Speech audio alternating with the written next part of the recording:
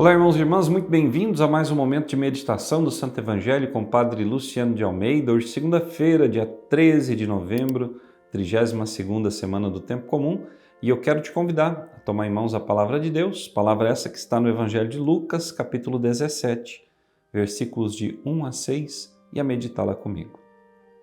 Naquele tempo, Jesus disse a seus discípulos: É inevitável que aconteçam escândalos, mas ai daquele que produz escândalos.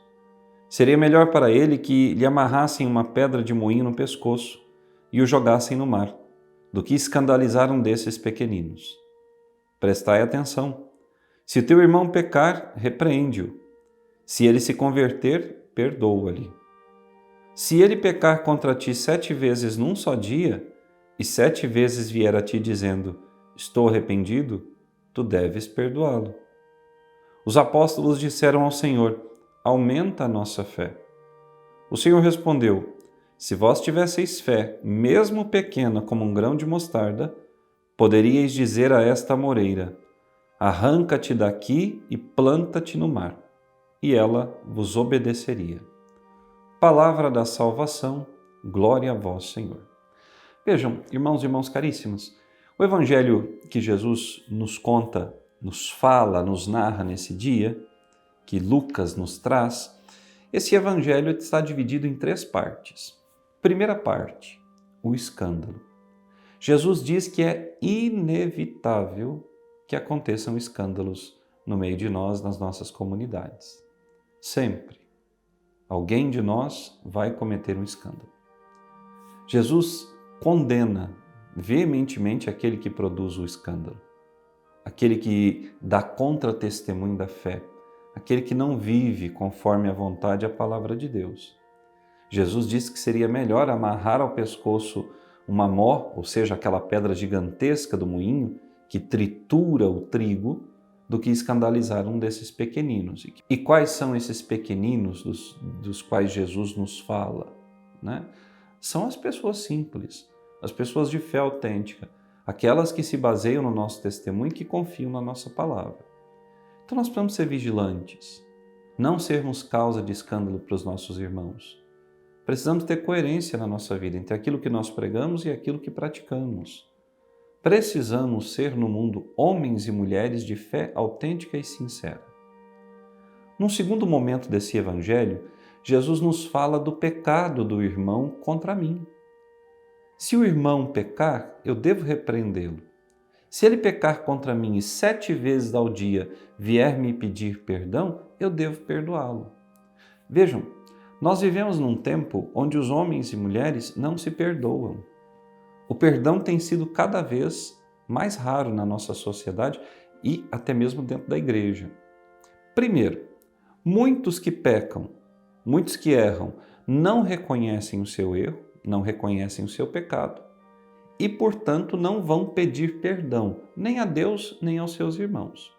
Mas, por outro lado, há aqueles que se dizem de Deus, que foram ofendidos e que, quando o irmão vem lhes pedir perdão, não perdoam. Ué, que tipo de atitude é essa? A de um cristão que não perdoa? Eu não sou chamado a amar? Eu não sou chamado a perdoar? Não sou chamado a estender a mão a todos aqueles que vêm até mim? Não sou chamado a ajudá-los também a entender o caminho de Deus? Eu sou o primeiro a fazer esse caminho, portanto eu tenho que ser o primeiro a dar testemunho. Eu também devo estar aberto não somente a dar o perdão, mas a pedir perdão também, porque eu muitas vezes ofendo os meus irmãos e irmãs. E, portanto, eu tenho também que estar na esteira da humildade para me fazer instrumento de Deus na vida dos meus irmãos e irmãs. E por fim, esse evangelho nos fala da fé. A fé como causa e razão de toda a nossa vida, como norte do nosso agir e do nosso pensar. Aquele que tem fé autêntica e verdadeira, ele consegue iluminar o mundo com a luz da sua fé.